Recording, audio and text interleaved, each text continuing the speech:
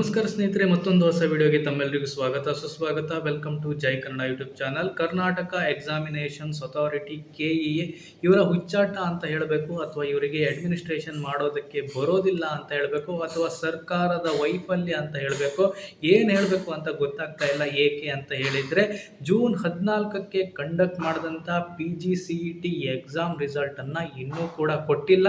ನಿಮಗೆ ರಿಸಲ್ಟ್ ಕೊಡೋದಕ್ಕೆ ಇಷ್ಟು ಲೇಟ್ ಆಗುತ್ತೆ ಅಂತ ಅಂದಿದ್ರೆ ಯಾಕೆ ನೀವು ಅಷ್ಟು ಅರ್ಜೆಂಟಾಗಿ PGCET ಎಕ್ಸಾಮನ್ನು ಕಂಡಕ್ಟ್ ಮಾಡಿದ್ರಿ? ಅದು ಕೂಡ BCom BBA ಅವರ ಸೆಮಿಸ್ಟರ್ ಎಕ್ಸಾಮ್ಗಳು ನಡೀತಾ ಇರಬೇಕಾದ್ರೆ ನೀವು ಅದರ ಮಧ್ಯೆ ಈ ಎಕ್ಸಾಮನ್ನು ಕಂಡಕ್ಟ್ ಮಾಡಿದ್ರಿ. ಜುಲೈ 14 ಆಯಿತು, ಆಗಸ್ಟ್ 14 ಆಯಿತು, ಬರೋಬ್ಬರಿ 60 ದಿನಗಳಿಗಿಂತ ಮೇಲಾಯಿತು. ಆದರೂ ಕೂಡ PGCET ರಿಸಲ್ಟ್ ಇನ್ನೂ ಬಂದಿಲ್ಲ. ನಾವು ಈ ಡೇಟಿಗೆ PGCET ರಿಸಲ್ಟನ್ನು ಕೊಡ್ತೀವಿ ಅನ್ನುವಂಥ ಅಪ್ಡೇಟನ್ನು ಕೂಡ ಮಾಡ್ತಾ ಇಲ್ಲ. ಎಟ್ಲೀಸ್ಟ್ ನಾವು KEAಗೆ ಫೋನ್ ಮಾಡಿ ಕೇಳೋಣ ಯಾವಾಗ ರಿಸಲ್ಟನ್ನು ಕೊಡ್ತೀರಿ ಅಂತ ನೋಡಿದ್ರಿ. KEA ಯಾವುದೇ ಒಂದು ನಂಬರ್ ಕೂಡ ಆಕ್ಟಿವ್ ಅಲ್ಲಿ ಇಲ್ಲ, ಯಾವ ನಂಬರ್ ಕೂಡ ಕನೆಕ್ಟ್ ಆಗ್ತಾ ಇಲ್ಲ. 14 ಸಂಡೇ PGCET ಎಕ್ಸಾಮು, ಅದರ ನೆಕ್ಸ್ಟ್ ಡೇ ಅಂದರೆ ಮಂಡೇ BBA ಅವರ ಸೆಮಿಸ್ಟರ್ ಎಕ್ಸಾಮು. ವಿದ್ಯಾರ್ಥಿಗಳು PGCETಗೆ ತಯಾರಿ ಮಾಡಬೇಕಾ ಅಥವಾ ಅವರ ಸೆಮಿಸ್ಟರ್ ಎಕ್ಸಾಮ್ಗೆ ತಯಾರಿ ಮಾಡಬೇಕಾ?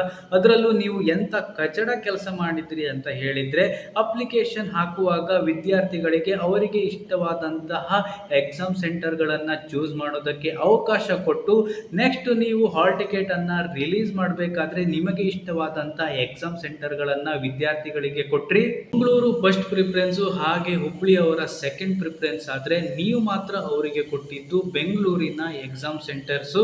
ನೀವು ನಿಮಗೆ ಬೇಕಾದ ಹಾಗೆ ಎಕ್ಸಾಮ್ ಸೆಂಟರ್ಸ್ಗಳನ್ನು ವಿದ್ಯಾರ್ಥಿಗಳಿಗೆ ನೀಡೋದಾಗಿದ್ರೆ ಯಾಕೆ ನೀವು ಅವರಿಗೆ ಚೂಸ್ ಮಾಡುವಂಥ ಆಪ್ಷನನ್ನು ಇಟ್ಟಿದ್ರಿ? ಸರ್ಕಾರಕ್ಕಾಗಲಿ ನಿಮಗಾಗಲಿ ವಿದ್ಯಾರ್ಥಿಗಳಿಗೆ ಒಂದು ಉದ್ಯೋಗವನ್ನು ಕೊಡುವಂಥ ಯೋಗ್ಯತೆ ನಿಮಗಿಲ್ಲ. ಎಟ್ಲೀಸ್ಟ್ ಒಂದು ಎಕ್ಸಾಮನ್ನಾದರೂ ಸರಿಯಾಗಿ ಕಂಡಕ್ಟ್ ಮಾಡ್ತೀರಾ? ಅದು ಕೂಡ ನಿಮ್ಮ ಹತ್ರ ಆಗೋದಿಲ್ಲ. ನಿಮ್ಮ ಹತ್ರ ಆಗದೆ ಇದ್ದರೆ ದಯವಿಟ್ಟು ನಿಮ್ಮ ಸ್ಥಾನಕ್ಕೆ ರಾಜೀನಾಮೆ ಕೊಟ್ಟು ಮುಚ್ಕೊಂಡು ಮನೆಗೆ ಹೋಗ್ತೀರಿ. ಅದು ಬಿಟ್ಟು ದಯವಿಟ್ಟು ಈ ರೀತಿಯಾಗಿ ವಿದ್ಯಾರ್ಥಿಗಳ ಜೀವನದಲ್ಲಿ ಆಟ ಆಡಬೇಡಿ. ಏನು ಎಕ್ಸಾಮ್ಗಳನ್ನು ಫ್ರೀಯಾಗಿ ಪುಕ್ಸಟೆಯಾಗಿ ಕಂಡಕ್ಟ್ ಮಾಡೋದಿಲ್ಲ. ವಿದ್ಯಾರ್ಥಿಗಳ ಹತ್ರ ಸಾವಿರಗಟ್ಟಲೆ ಫೀಸನ್ನು ತಗೋತೀರಿ. ಅದರ ಮೇಲೆ ನಿಮಗೆ ಇಷ್ಟವಾದಂಥ ಎಕ್ಸಾಮ್ ಸೆಂಟರ್ಗಳನ್ನು ವಿದ್ಯಾರ್ಥಿಗಳಿಗೆ ಕೊಡ್ತೀರಿ. ವಿದ್ಯಾರ್ಥಿಗಳು ತಮ್ಮ ಹಣವನ್ನು ಖರ್ಚು ಮಾಡಿ ನೀವು ಎಲ್ಲಿ ಎಕ್ಸಾಮ್ ಸೆಂಟರ್ಗಳನ್ನು ಕೊಟ್ಟಿರ್ತೀರೋ ಅಲ್ಲಿ ಹೋಗಿ ಎಕ್ಸಾಮ್ಗಳನ್ನು ಬರಿಬೇಕು. ಎಕ್ಸಾಮ್ ಬರೆದ್ರೂ ಕೂಡ ಅವರಿಗೆ ಒಂದು ಸರಿಯಾದಂಥ ಟೈಮಲ್ಲಿ ರಿಸಲ್ಟನ್ನು ಕೊಡುವಂಥ ಯೋಗ್ಯತೆ ನಿಮಗಿಲ್ಲ.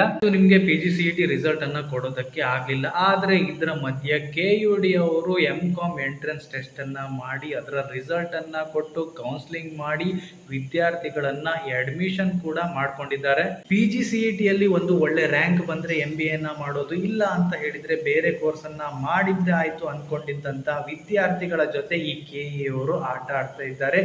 ಈಗ ಆಲ್ರೆಡಿ MComಗೆ ಫೀಸ್ ತುಂಬಿ ಅಡ್ಮಿಷನನ್ನು ಮಾಡಿದ್ದಾರೆ. ಅದು ಕೂಡ ಒರಿಜಿನಲ್ ಮಾರ್ಕ್ಸ್ ಕಾರ್ಡನ್ನೆಲ್ಲ ಕೊಟ್ಟಿದ್ದಾರೆ. ಈಗ PGCETಯಲ್ಲಿ ಒಳ್ಳೆ ರ್ಯಾಂಕ್ ಬಂದರೆ ಏನು ಮಾಡಬೇಕು? ನೀವೇ ಉತ್ತರವನ್ನು ಕೊಡಬೇಕು. ಯಾಕಂತ ಹೇಳಿದರೆ ಈಗ MComಗೆ ಫೀಸನ್ನು ತುಂಬಿ ಮಾರ್ಕ್ಸ್ ಕಾರ್ಡನ್ನು ಕೊಟ್ಟು ಅಡ್ಮಿಷನನ್ನು ಮಾಡಾಗಿದೆ. ನಮ್ಮ ರಾಜ್ಯದ ಎಜುಕೇಷನ್ ಮಿನಿಸ್ಟರ್ ಏನು ಮಾಡ್ತಾ ಇದ್ದಾನೋ ಎಲ್ಲಿದ್ದಾನೋ ಅಂತ ಗೊತ್ತಿಲ್ಲ. ಹಾಗೆ ಈ KEAಯಲ್ಲಿ ವರ್ಕ್ ಮಾಡ್ತಿದ್ದವರು ಏನು ಕೆಲಸ ಮಾಡ್ತಾರೋ ಅಂತಲೂ ಗೊತ್ತಿಲ್ಲ. ಇವ್ರುಗಳಿಗೆ ತಿಂಗಳ ಮಾತ್ರ ಸಂಬಳ ಕರೆಕ್ಟಾಗಿ ಬರಬೇಕು.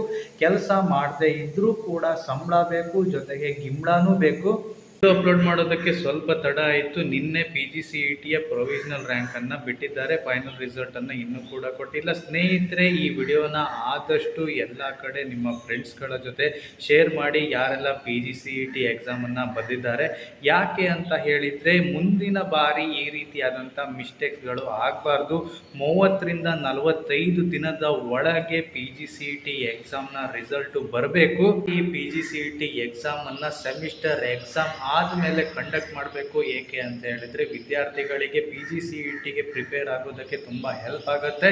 ಸ್ನೇಹಿತರೆ, ಇದಾಗಿತ್ತು ಇವತ್ತಿನ ವಿಡಿಯೋ. ಸಿಗೋಣ ಮತ್ತೊಂದು ಹೊಸ ವಿಡಿಯೋ ಮೂಲಕ. ಅಲ್ಲಿ ತನಕ ಟೇಕ್ ಕೇರ್. ಧನ್ಯವಾದ ಸ್ನೇಹಿತರೆ.